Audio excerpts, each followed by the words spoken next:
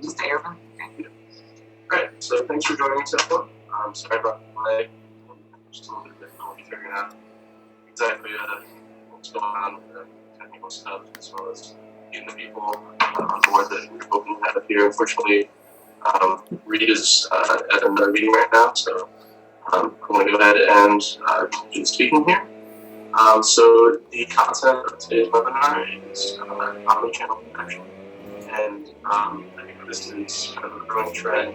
It's really picked up steam over the past couple of years, and as we'll read a little bit later, there's a good indication that it's going to become more and more important as time goes on. So we wanted to address it today and try to tackle a few of the issues that we're facing and talk about some possible solutions.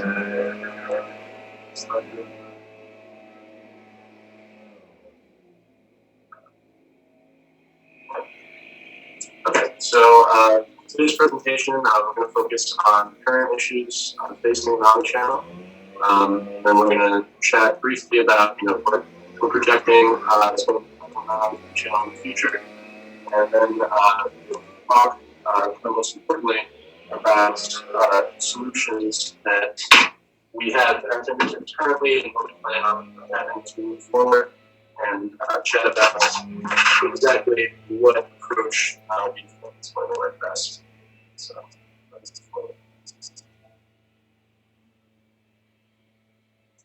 okay, so just a brief introduction of Omni-Channel. A lot of this was done kind of learning about it myself. I'm kind of new to loss prevention, so if this sounds a little too elementary, I apologize.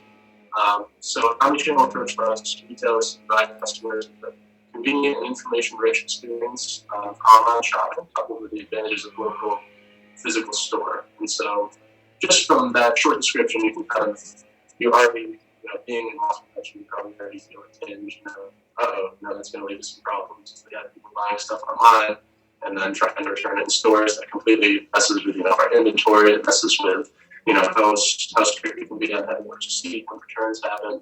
And so, it's something that the customers demand, but it certainly offers up a lot of challenges for us in the LP world.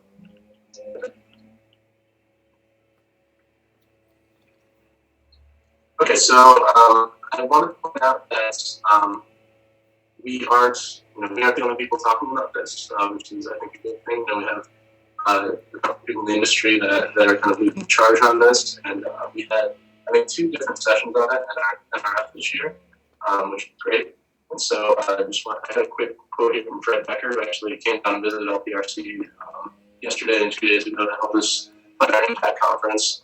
And so it just kind of highlights the importance of the Omni-Channel and kind of the fact that we really need to address what's going on here, and the fact that it's paying attention to NRF is, I think, really great. Going forward.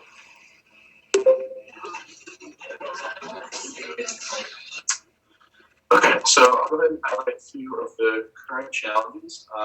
This might not be a complete list. Feel free to chime in. I think maybe Adam will have a few more things to say about it.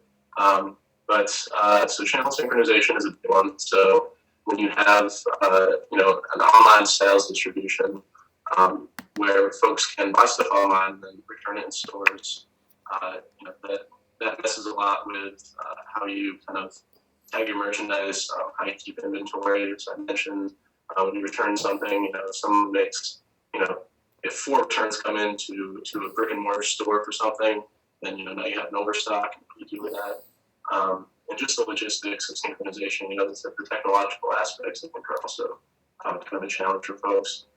Data breaches have been kind of in the news lately, kind of a big thing. We're not going to tackle that so much. That's maybe a conversation for another day. Return fraud is, I think, one of the main things that we're going to try to address here. So, as I mentioned, the customers, they really, they want this kind of element of being able to buy it, and then if they don't like it, take it back, and not have to ship it back to people that actually bring it into a store. Even if you bring it into a store, if they have questions about it, then you come setting it up or something like that. What this leads to is kind of a receiptless return culture where,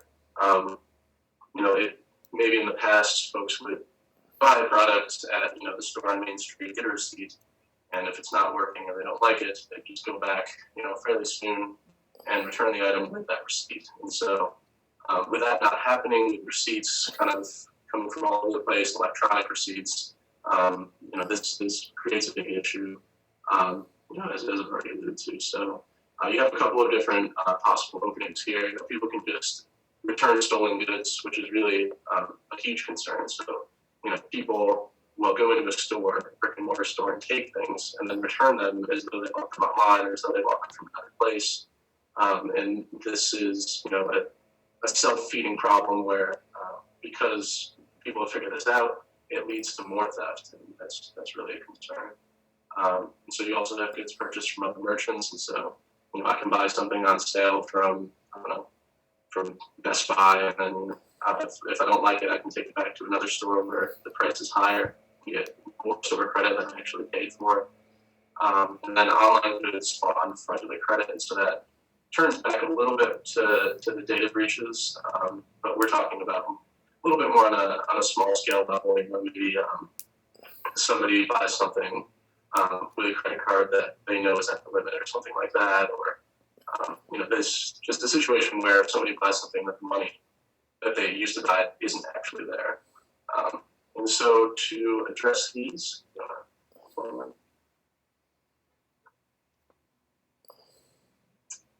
so we also have future challenges.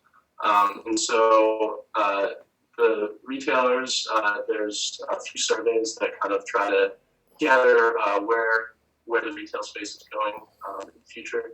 And so one of those big surveys found that retailers are projected to see across the board 8.2% growth in online sales in this coming year alone. And so if you extrapolate that out to 5 years, then you're looking at around can't do math right now, 40%. So we see, it looks like we're seeing a ramping up. We've in the past we've already had that ramp, and we're kind of breaking in the future as well.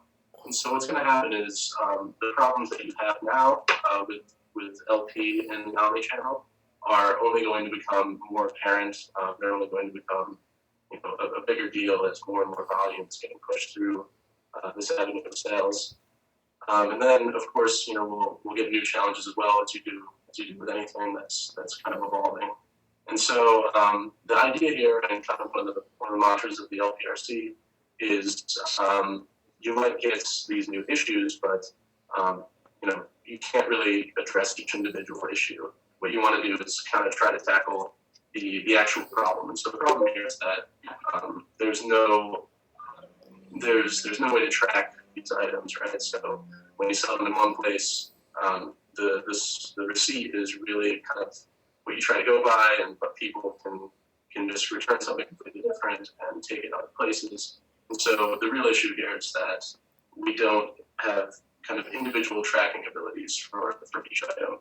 And so that's what we're going to try to address here. And so we are going to try to tackle the Omni-Channel challenges here with something that LPRC is really excited about, and that we're kind of trying to really push and move on here. We have a cool announcement to make at the end of this talk, but we're going to try to take a benefit now approach. So if we can go to the next slide. Okay, and so for this segment about benefit denial, I'd like to invite Adam Hartway to chat with us. Adam is with Digital Safety, and Digital Safety has done a lot of really cool things. It has some really great stuff in the works that really pull everything together, all the issues that I've talked about, and even a couple more issues that I can get into today, and really just kind of tries to come up with a system that, like I said, will really treat the illness here instead of the symptoms. And so give us 1 minute here. I'm going to have to transition the slides, and I'll go ahead and cue Adam when we're ready to go. I just realized that I won't be able to hear Adam, so that might be difficult in knowing when to go to the next slide. Jesse, can you grab it?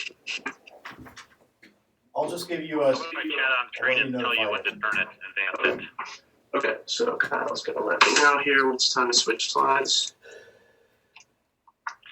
everyone, while they're switching slides, I'll take over. My name is Adam Hartway with Digital Safety. Digital Safety is a leader in the area of benefit denial loss prevention. Benefit denial is defined by LPRC as a form of loss prevention solution that starts at the point of production and ends at your point of sale activation.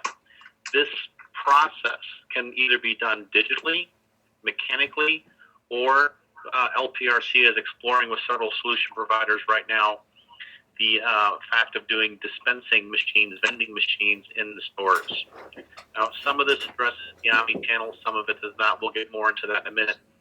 LPRC has focused their efforts around working groups. The working groups in the past were like the Packaging Innovation Working Group, the Benefit Denial Working Group, so on and so forth. They had about 20 working groups. Over the past 3 months, because of the transition into this Omni-Channel experience where the customers may be buying online, maybe buying at a store, maybe wants to buy a different size once they get it, the Benefit Denial Working Group and the Product Packaging Working Group, having problems with the computer here. The two groups have merged. So we meet on a phone call that lasts about a half hour the third Thursday of every month. If you would like to be involved in those phone calls, you're welcome to reach out to Kyle or to Mike to get an invite to those phone calls, first of all. Those phone calls are focused around building the future. The standards are set today for what happens in the future. So we talked about the definition being a benefit denial, starting at the factory, ending at the point of production, either mechanical or digital or a dispensing type of solution. Obviously, dispensing is really in your stores. So it's a nice third edition. Here at Digital Safety, we are focused on completely digital form of your benefit denial of the future. Our solution takes you from digital, adding no chips to a product, adding no new technology to a product, simply upgrading what exists in the current technology, and digitally locks it at the factory. So our generations of technology will take you through. Our first generation, we're going to hit the high-end consumer electronics, the iPads, the TVs, the computers, the phones, those items that either organized crime is really going after right now, or the highly desirable products to steal out of the stores. And we'll cover later how we're working with several major retailers on developing a proof of concept. And that's the whole advantage of the LPRC, is allowing you for the first time to do a proof of concept in your stores, have an independent third party evaluate it, and give you an unbiased report back. RELA is great. They do their thing with the organizations and teaching you about current trends in the technology. NRF is excellent for some of those same reasons, a little bit different viewpoint. But true advantage of the LPRC and the reason to be involved in LPRC, hey, we got it up, it is to do these proof of concept tests. These proof of concept tests flesh out whether a technology solution is good, bad, or what can be changed to set the future trend or future standard in that technology. So on the first slide that he just pulled up, thank you very much, guys. So we talk about prohibiting that criminal element from gaining full use. So let's address this to the Omni-Channel for a second. With a digital benefit denial solution, we can ship something, your customer can order it online, ship out of a DC. The product is still digitally locked until that customer receives that product to their door via the UPS truck, FedEx truck, or US mail. When they open that package, they can finally marry that with their invoice that has their activation code built into it, and activate their smartphone, activate their TV, activate their new computer tablet. And for the first time, it could sit on their doorstep for a day, 2 days. It will finally be activated when they actually unwrap it and marry it, if you will, with the invoice that came to them electronically. And obviously, because they ordered it online, they all have email, so they're all going to get that, and then they can all do that. are we at, guys? Are we good? Let's see. Yes. So also, let's make this fairly open. If you guys have questions during this particular presentation, we can do that. These slides are half and half here, it looks like, on the deck. So we covered the digitally locking. We utilize here at Digital Safety a data bar barcode. Okay, it's a new form of a UPC code that's set by the worldwide standard of GS1. GS1 is a nonprofit group. I believe their website is gs-1.org, and they have a whole section if you want to go and do a search on data bar barcode. Data bar barcode allows you with one scan of your scanners to scan a product package and receive that G10 information, that 10 to 12 digit UPC code. Then they utilize something called a 2-digit application identifier. And our application identifier happens to be 96. And that tells your POS system that the next set of digits after that application identifier are for digital safety. And that is to retrieve your unique activation code for that unique product. Every product is unique. Every product has its own activation code. Every activation code is also monitored and archived. Why? Because if you sell something in that Omni-Channel Experience customer orders online, you want to be able to track that transaction. What if that customer purchases something online, returns it to one of your stores? You don't know if that was bought at your store X or store Y, or if it was bought at a competitor's store. So you want to be able to pull that transaction up quickly and easily and uniquely to that particular product. We're not talking about a particular model anymore, but we're right down to the serial number, if you will. So really, digital safety, if you think about it, protects you against internal theft, because what employee is going to want to steal something that they know is useless?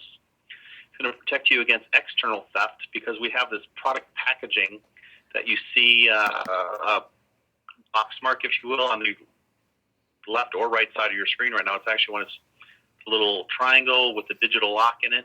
I don't know if that's going to stick in the future. That's the beauty of LPRC. We're going to set the standard on what the future box mark of benefit denial is going to look like. So we're working with an organization called Mercyhurst University out of Pennsylvania, and they have some expertise in branding and logo development.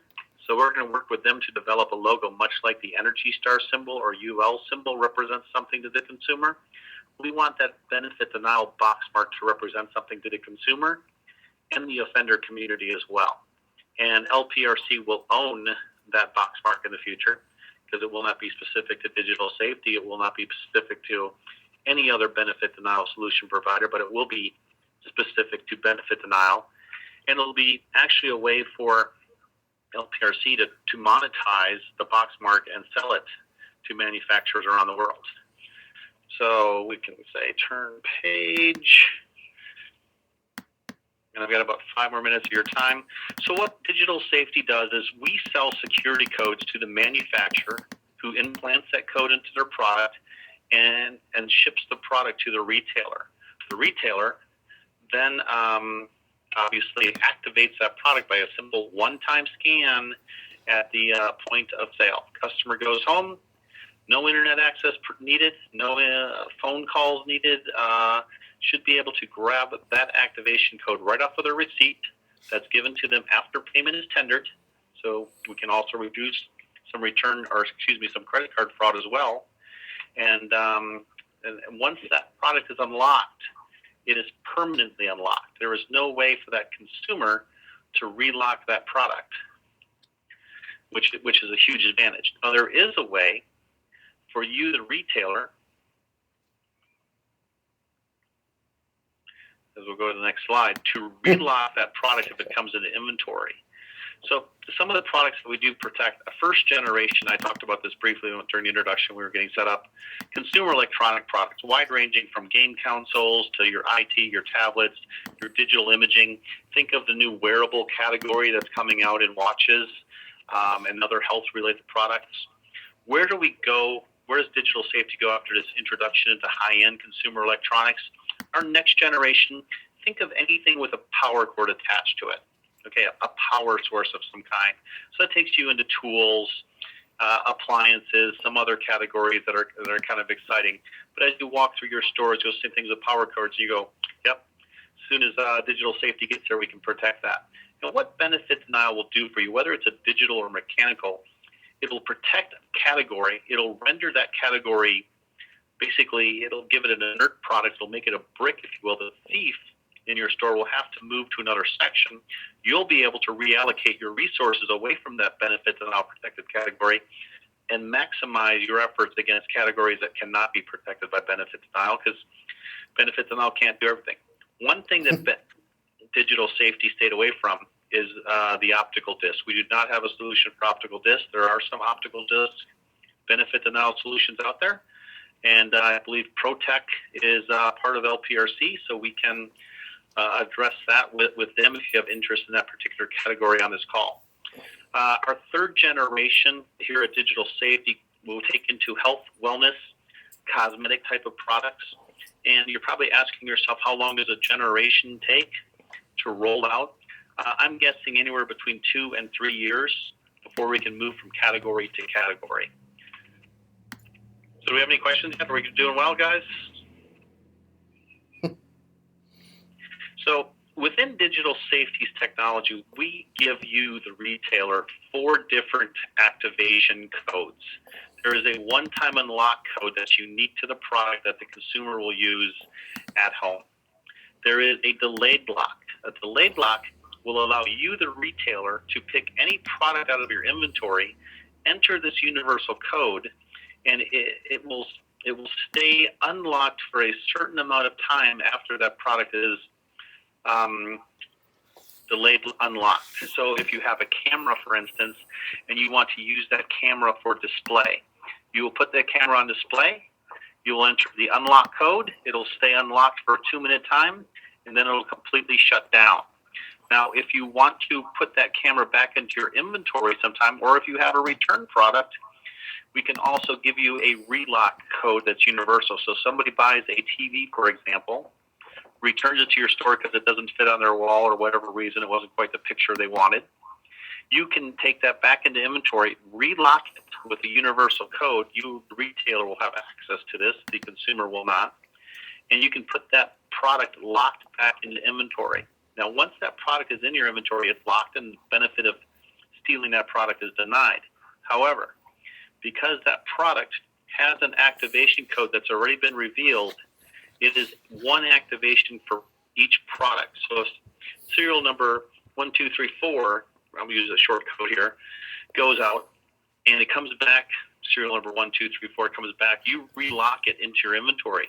The next time serial number 1234 is sold from your inventory, it'll have exactly the same activation code as prior. So that's kind of, you have to be aware of that also, cognizant of that. I will mention, though, that our demo lock, or as we call it, the delayed lock, has several other features built in. Because we can utilize products like a tablet that has GPS in it, we can set an alarm off if that product moves a certain number of feet. And then again, that's the benefit of being involved in setting the standard here at LPRC. It can also set off an alarm if the particular product has a speaker system built into it. That delayed lock can utilize technology that's embedded in that to become another form of lock prevention for you, if you will. So we can, if you're listening, you can turn the page, otherwise I'll type it in. Will each retailer, Mike is asking everyone, will each retailer have a unique delayed lock code? No, the delayed lock code, Mike, will be universal for everyone. So everyone will have the same exact code. There will be no interesting code. One of the things we're going to have to flesh out on that, Mike, will each category have its unique code, or will we just assign printers and tablets and TVs and computers and phones to all have the same unlock code, or delayed lock code? That will have to work out on this trial and error thing here, setting the standard at LPRC. Great question, though. Thank you. So, did I answer the question, Mike? Yeah, I think you did. I think being an old investigator, I'm thinking about the exposure that that universal code will give to a bad employee to affect that theft and get it out of the store and even sell that code to others if they so choose. Yeah, that's it. The downside of that is they're still stealing a product that they can only use for a certain amount of time. It might be a minute, it might be 2 minutes, but when they hit that time limit, the product will relock, and they'll basically have to keep entering that code, which will get very frustrating.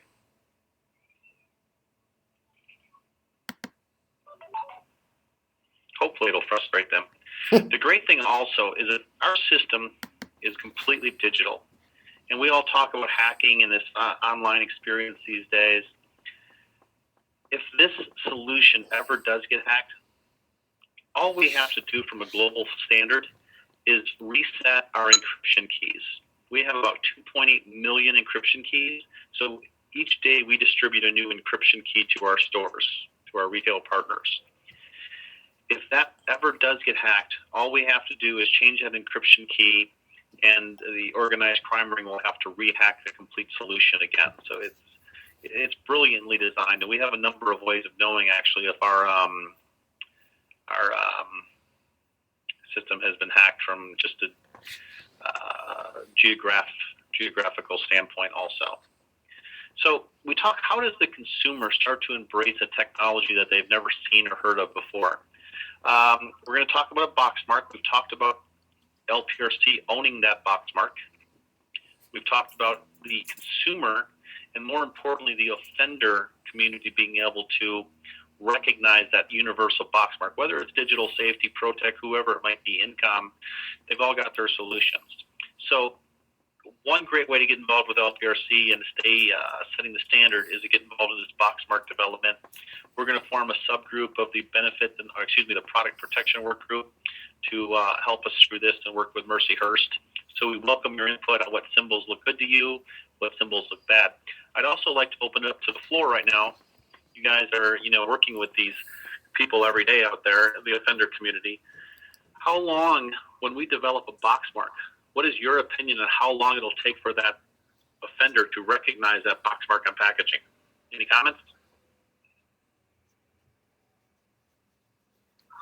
I think it'll take one theft where they can't activate the item for that recognition to take place. That's a good point. One theft, but I don't want to have one theft for every offender out there. I want to make it quickly spread.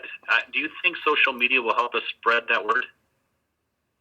Or could we use social media to spread the word? I mean, it's a very powerful tool, and the question is, how do you use it to your advantage as opposed to the undercurrent that it now rides on?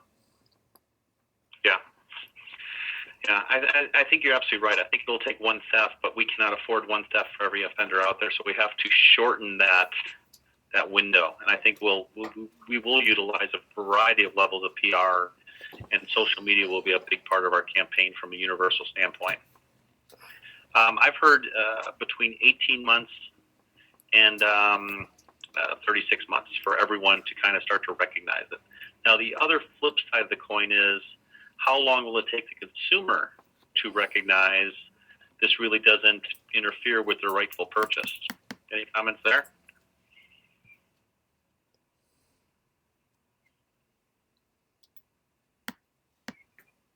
You're good? All right. So, we talk about the omni-channel retail experience. We're trying to do everything we can by setting the standard today that's going to work in the future 5-10 years from now to make sure it is a seamless transaction for the consumer. Suppose that they buy something online and their email system is down, they've deleted that email, they can't find an email with an activation code on it. We have given the consumer a variety of ways. Maybe they're coming home from the store and they lost their receipt. We had developed a phone app so they can simply scan the product and reveal the code if it was rightfully purchased. Now, if it wasn't purchased and they scan that product, nothing will be revealed. We have a DISA web portal that they can type in that particular serial number, and it will, if it's actually been purchased, it'll reveal the code to them. We have a call center. Is that phone app going to be a smartphone app? Yeah, of course. They'll just scan it. They'll scan the data bar, and it'll reveal, if it's purchased, it'll reveal the activation code. Now, it also will not, It will not, if it's not rightfully purchased, it will not reveal anything, which is key. Another thing you guys should be aware of when you do your investigations and so on is if, let's just use a tablet that was purchased at Walmart, okay, as an example here today. And the tablet, it wasn't purchased, the tablet was stolen from Walmart, right? And the blah, blah, blah, the offender comes back and he's looking for a gift card maybe on the back end from Best Buy. So he walks into Best Buy, he returns it and says, hey, I bought this here, I want my gift card, I don't have a receipt. Because the product was never purchased, when Best Buy scans that at their return desk, nothing will be revealed. They'll say, hey, you didn't purchase this from us. I don't know where you purchased it from. We can't give you anything today. They're now empowered to turn that transaction down. Similar to Walmart. If he walks back into a Walmart after he stole it from him, says, I bought this here, I want to return it. It didn't work. They're empowered now to either accept that return or deny that return based upon digital information that's on their screen within seconds. So it's pretty cool. Adam, you see the digital signature kind of taking the place of where RFID was going, so that you can, at the granular level, know where an item originated, where it was purchased, or if it was purchased, so that information can get back to that retailer so they can identify the store that's having problems? I really do. I really, truly do, because actually you could take all the digital signature that you talked about, footprint, your retailer partners, your stores could scan that when it comes into their inventory, so they know they've received it. We've got an app for that. It's called Quick Check Professional. So they'll know their inventory, and they can log it in just by simply scanning it when it's in their inventory. Your POS systems are going to tell you when it's moving out of your inventory or if it's stolen from your inventory when it comes back. So I see this digital signature replacing RFID for one simple reason. We all love to be more efficient and to save money. Maybe that's two reasons right there. With digital, you really have no cost. You're dealing with numbers and digits, and it's all, really, it's just a database. With RFID, you have to implant that chip. That chip costs money. That's a huge advantage moving forward with digital. And do you see the lessons learned here applying to every other category in the stores?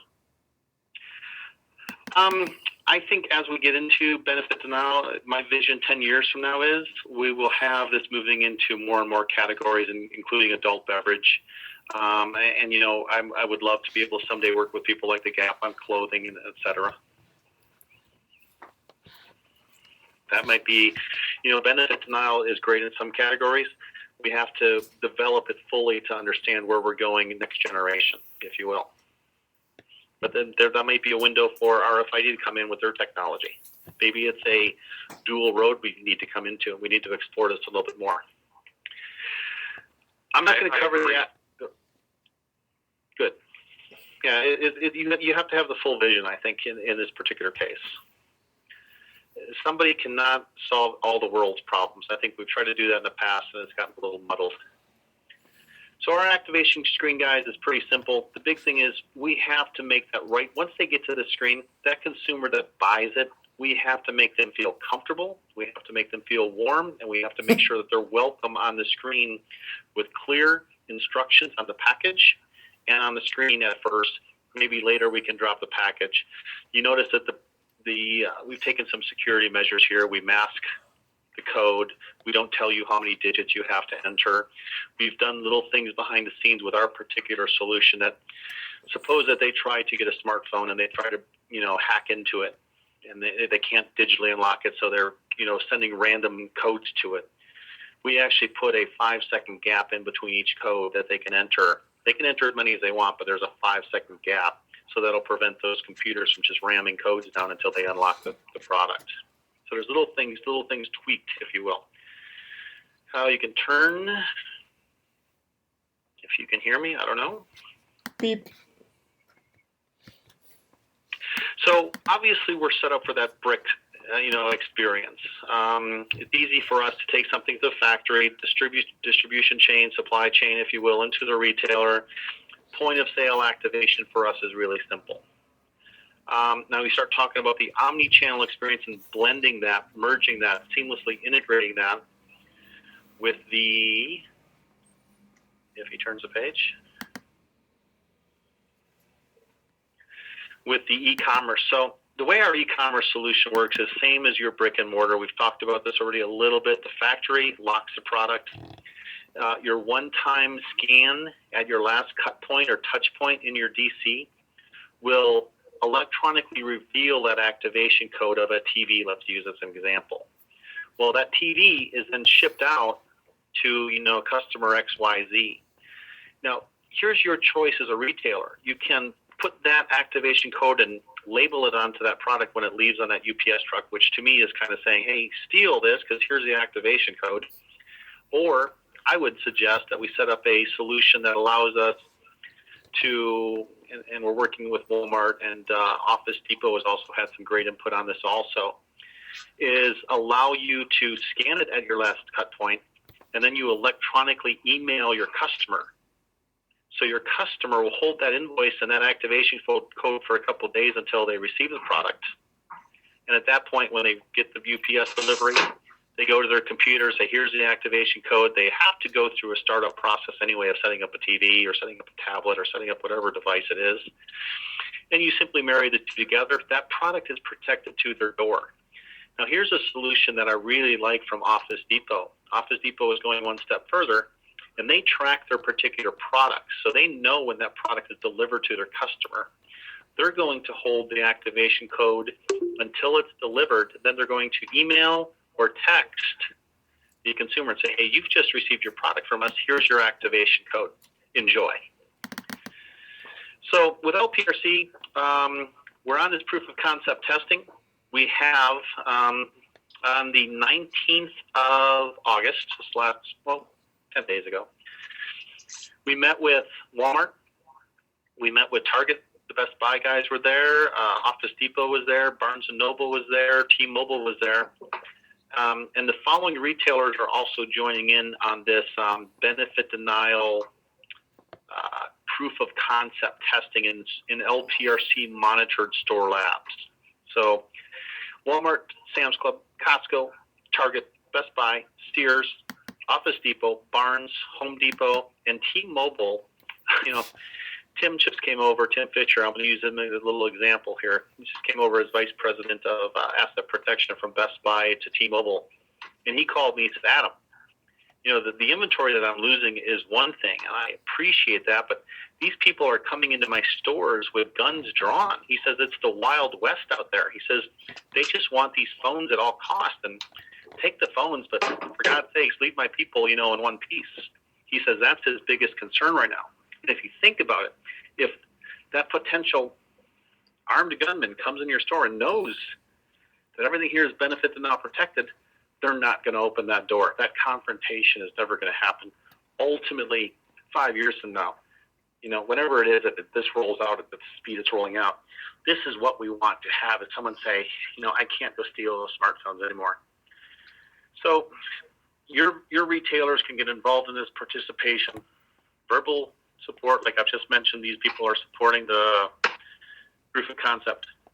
You can go in and help us with recruit vendors because, we have to go back to the factory and get this embedded at the point of production, which is going to be a big step for our retailer. We can, you can go into vendor engagement, or you can also open up a store lab, and we can talk about that with Mike and Kyle and Dr. Hayes offline. So I think it's cool that LPRC is one of the few forums that allows us to incubate new technology. And I promise I'm almost done. So we've already talked about, some of the categories. Does anyone here have some categories that we want to start looking into? Because certainly I, as a solution provider, do not get this audience every day. So, and anyone else on the phone, you may want to say, hey, I'd like you to start doing some product development around this. This is my need. This is what I identify as a problem. And here's my upside. And, maybe I shift that forward, that research and development because of what I hear today. So any input?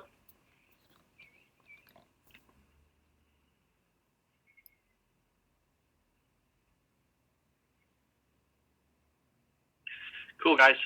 Everything else, you're free to call Kyle. You're free to call Mike. They'll give you my contact information if you want. Dr. Hayes is also available.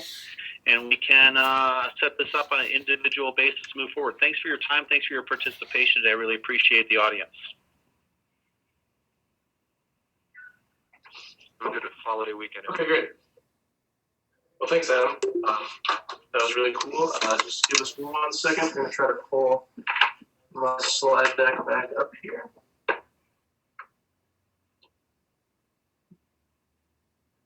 Okay. It looks like it might be a little more trouble than it's worth. I just have 1 slide left, so I'll just go ahead and talk about it briefly here. So we have a kind of cool announcement to make. The LPRC, we had, as Anna was mentioning, we had a meeting last week where it looks like we can't let it straighten that out a little bit. Just okay, well anyway, the LPRC had a benefits denial session during the summit last week, and we're excited to announce that we have a really cool project in the works with about a half dozen of the top retailers in the world that are going to start to pilot test this benefit denial solution and really roll it out. And we're going to do it in the domain of high-end electronics. And so we're really excited about this. I think one of the toughest things about a new technology like this is kind of getting the ball rolling on it. So we're hoping that this will be a great opportunity to do that and to test it out. And we're toting it. We theoretically think it's really cool, but we got to make sure it works. That's kind of the LPRC's bread and butter is making sure that things are going to work logistically, doing randomized controlled trials, making sure that you're getting the return on investment that you need. And so we're planning on doing some of those tests in the future, and this pilot test is going to be a great start. So if there's any comments on that, then we'd be happy to hear about them, and just stay posted for the progress on that, and hopefully we'll get some results out, and we can start to sort of get a sense, like Adam was talking about, that exactly how this is going to work, how we can kind of move forward with this in the future, what areas, what merchandise is more suited for this benefit denial type solution, when others might be more suited for other things like RFID. And so I think this is going to be a great start, and we're all really excited about it. And so the final slide was just our contact information. If anyone has any questions, they're welcome to reach out to Mike or Kyle at LPRC. So the email address for myself is mike@lpresearch.org, and the telephone number, if you'd like to get a hold of me that way, 352-339-8296. And we'd love to hear your comments on today's talk. If you'd like to get in contact with Adam, I'm happy to provide a bridge there, get the information back and forth. And we have Reed on board who would love to hear feedback on this project as well. So thank you everyone for attending. I think this is something really cool that we're really excited about, and we look forward to seeing how this pilot test does and kind of moving forward and shaping the future here. All right, so thanks everyone. Thank you. I'll enjoy the weekend. I forgot about the extra day. It's great.